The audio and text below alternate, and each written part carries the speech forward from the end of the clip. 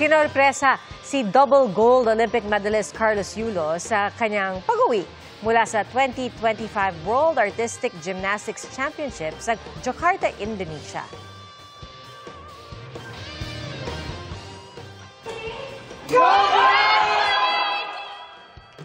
Wagi ng gold sa vault si Yulo habang bronze naman ang nakuha niya sa floor exercise. Pag-amin niya, extra challenge ang preparasyon niya para rito. At buo na rin daw ang desisyon ni Yulo na hindi siya sasali sa SEA Games sa Thailand ngayong Disyembre.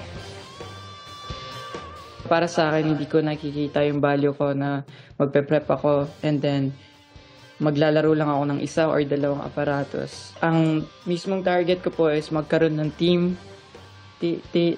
competition and all-around competition, which is ayun talaga yung desire ko. Unfortunately po, hindi nila pinayagan yung ganong rules po. Sa ginawa po nilang rules, hindi na nga po siya standard and nawala po yung spirit ng sports. So, yeah, yung ganong aspect din po tinitingnan ko.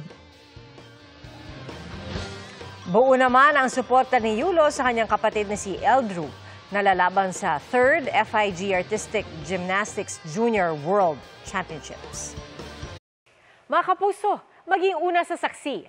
Mag-subscribe sa GMA Integrated News sa YouTube para sa iba't ibang balita.